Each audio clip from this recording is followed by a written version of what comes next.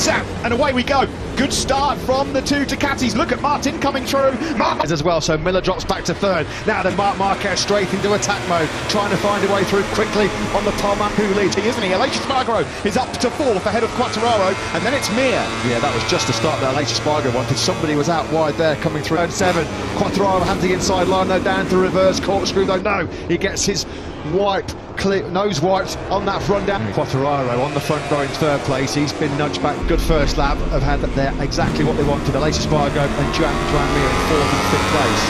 5 places. He's into 15th, but he's got a long way to go to get anywhere near third. Aleix Espargaro on the Aprilia. Juara as well there through turn 17. The last 2 corners have been weak points all weekend for Fabio Quartararo. He's had 5 places from 20. He's already in the points in 15. It's the advantage, you know. Now white time. 5 riders that have been mentioned a lot over the last 24 hours are all in the top 5. Through on Quartararo, then he's down to 8. Completely the wrong way. In a MotoGP battle, Binder's going to give it back to him on the brakes. Hot on the heels of Brad Binder as well. But he's expecting a top 10 of himself here today. Well, he's back now down to about half a second. Mir, at the moment, has not been able to show Aleix Espargaro the front wheel of that Suzuki GSXR. Marquez closes right and breaks down the hill into turn 12. 2 men had great pace on well-worn soft rear tyres. Rick Vinales on the factory Aprilia. Well, he's down in 19. Named after Marc Marquez, he's in second, chasing Bagnaia. He's in a factory Ducati sandwich as Jack Miller just pictures a half a... Very, very fast indeed here. Oh, wide, look up ahead, Jack Miller. Where's he off to? He's almost in Akhirnya. 16, but it's been a costly off-track excursion for the Australian. So through with no effort, Aleix Espargaro are doing Fabio Quartararo a bit of a favour. Yeah, I was going to say that they're doing each other no favours at all, are they here? Because while they battle and swap... Yeah, number 63 looking for his first ever MotoGP victory in his 42nd attempt, and Marc Marquez looking for this record. Much faster as well than anybody else. Now we're on the lap. This is lap 15, where we've got to keep a very close eye on the lap time, because this was the pre-race onwards. Yeah, they don't look in trouble so far, do they? No. But there's still a little way to go in this one, in Aragon. So it's the new breed, though, for Bologna that are taking the fight to Marc Marquez this time around. It's all about your speed, but more importantly, your tyre management as well. Still in the 48.6s, though, the pair of them. Ducati have come off second best to Marc Marquez on more than a few occasions. The last 2 visits for Marc Marquez, he beat Dobby for minutes of racing action. So he's armed with a wealth of knowledge of exactly what the Ducati man's strengths are weaknesses. 10ths of a second down on Juan Mir at the moment, about halfway around this lap number 16. On board, sole Honda man going to be victorious. Under 4/10 of a second, game on as Aprilia go for their second successive podium. Through turn 5, Marquez now behind Aleix Espargaro. It's looking like a really good ride, that. Down the back straight we go. Yeah, and at the moment there's no obvious visual sign that either of them are hitting any sort of rear tyre grip problems, are they, at the moment? Again, Mir pretty much matched their time, so no advantage being made there. All mistake, Bagnaia nailed up well. Mir and Aleix Espargaro are going to tussle it out for the remaining podium place here. They cannot eat into the gap. Usually a twitchy in the seat, isn't he? Oh, is it coming here? Team coming up here. There could be a move coming into turn 1. There's been a few times Marquez has lost epic last lap battles against a factory Ducati. He will not want history to repeat itself here. This is new territory for both. Bagnaia under intense pressure from the 8-time world champion Marc Marquez. Oh, but not on this occasion. Bagnaia can just get that better drive grip coming over the hill with a power of the Ducati. Now then Marquez. He is, here he comes. Is it coming now? We're on board with Marc Marquez. Will he flick it left? No. Is he waiting? Oh, here he comes, he's matching up the inside for a grandstand finish here in Motorland Aragon. Marquez then has made his... He's there, he's trying to put the Italian under some intense pressure here. Through this famous left-hander, which is named front end. He keeps Marquez at bay into 12. See what Marquez did there, it just compromised his 18 and 17 and again, and this time he will be close enough to make another move. Marquez then on this current lap, enough on the brakes. Cannot do it. Aragon. Is he going to have another look here now into turn 3? No, he's not close enough. Now the William Longier at turn 5. He did it on the previous lap. Yep. He does. Yeah, he's going for it. On board with Marquez, from Marquez, and on each occasion, straight back at it. Slams the door shut on his fingers. This is hit some late trouble. He's down the 150s now, and all of a sudden out of nowhere dropped 2.5 seconds behind the Suzuki man. A lonely third. At the moment, at the moment, the guy is doing... I won't be surprised very, very quickly if he's not in the 41. You really do. It's unfair. It is unfair. We'll find out and pick this. There's something monumental going on at the front but I've got to be honest, I'm really hoping Jack can hold on to this. Yeah, could not agree more. Season, a couple of ninth places, very underwhelming in the Qatar doubleheader. An early crash out of the top six, that more than Jack Miller. He's going to Le Mans, level, 66 points. Quattararo is not going to be able to defend positions from Polisparg. That advantage of 1.8 seconds over Bagnaia. 4 to go for the Australian. And still a pair of them.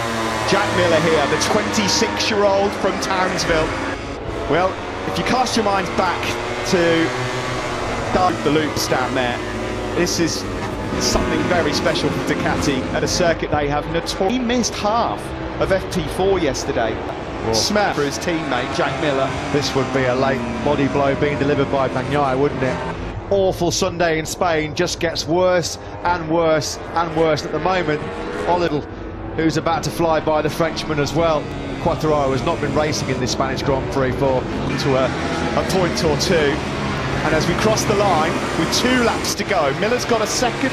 I know somebody who's going to be very nervous and very excited watching this Grand Prix back at home. This is right now. Well, just imagine. I mean, I don't know what time it is over in Oz at this moment in time, but guys, I'm probably through the roof.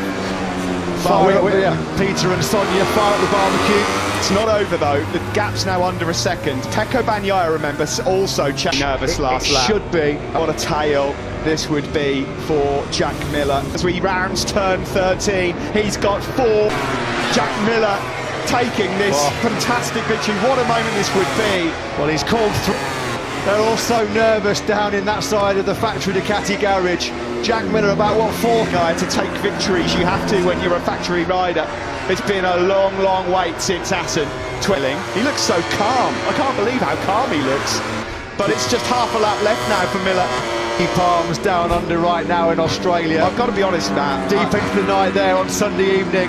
Oh, means to win. Miller into the famous for the final time on the last lap. And the moment of his Grand Prix career, he's on course to become Australia's latest motor and victory. No way through for Bastianini on that quick, aggressive change direction through 1 and 2. Position A to try and secure that 4th consecutive victory in 2022. Plays quickest man on the circuit, believe it or not, is the Suzuki of Alex Rins with a 1:32.875. He's down in 8th place. Oh, Aleix Espargaro out wide there as they went through third. Started that, but we've got Ducati down. It's Jack Miller. Oh, dearie me, we were just waxing lyrical about the perfect start, the dream first lap for Jack Miller. It's all gone horribly wrong so quickly thereafter. Rio corner, which has caught out so many riders so far this weekend. He crashed out at turn 15, went on the podium here last year. And Jack Miller's hopes of a first win in 2022. This is turning into a Ducati disaster here on home soil, because 2 of their men who started on the front row of the grid are already down and crashed in this Grand Prix. Rins was faster than Aleix Espargaro on that last lap, although you do wonder whether Aleix Espargaro was perhaps a little bit preoccupied and distracted with what happened up ahead of him in the battle. Yeah, or potentially, if he makes up more ground, the outright World Championship lead, he would have bitten your hand off. Marquez getting the better of the brotherly battle with Alex. So Marquez looks like he might late on here rescue a top to the home straight now. You can see just behind them, Pecco Bagnaia not quite close enough to make a real move on Polispargaro, so he's sitting in 9th position. Alex looks like he's got much better drive out of the last corner. Yeah, again, turn 15, it just looks like that's been a part of this circuit where Marquez has found it really difficult to get that rear tyre hooked up, and he's certainly getting it hard to stop that Repsol into the first corner somehow. He's going to try and pounce as well in this. On that Ducati. No, but he knows he's going to have 1 more lap left. A second. He's going to do it here. Goes. Turn 1, he's going to have a look already, straight up the inside to fight back. It is a sucker punch for Marquez. As we said, on that back straight. Nothing you can do about it. Totally powerless. In his 200th Grand Prix, trying everything here. Joe Quattararo going really hot there behind Marquez. His favourite left-handers, he's eyeing up. A good punch though out of turn number 8. Marquez, he'll bide his time. He's having a good close look. Here we go, and still quite a lot of race left in this one. Just one so. And he knows these 2 have got the pace to drift away. If they pounces, he saw a little gap. He goes through. What a disaster to a left-hander. Surely not. Just letting Marquez know that he's wrong. Marquez, now he's got clear track in front of him, going to try and break away from this pack. Marquez has taken Quartararo, as we suspected, just hasn't quite got just under 0.8 of a second. Who has kept the best life in that rear tyre in particular. It looks like he is able to streak away from Marquez. Can he resist? Can he hold a lace Espargaro at bay and hang on to that foot? In these closing stages of the race, likewise up at the front, of course, both Repsol Hondas went for the softer option. Marquez did not expect Serena Aprilia to be coming past him in the first Grand Prix of the season, but Aleix Espargaro with some serious pace. Didn't, but Aleix Espargaro, it was tight, but he made it through. Now then, look at that gap coming down here. And a 1:54.338. It's very much game on here now. Marquez, what a comeback, what a return, what a race. What a world champion. Oh, the king of the ring, Marc Marquez wins for Marc Marquez.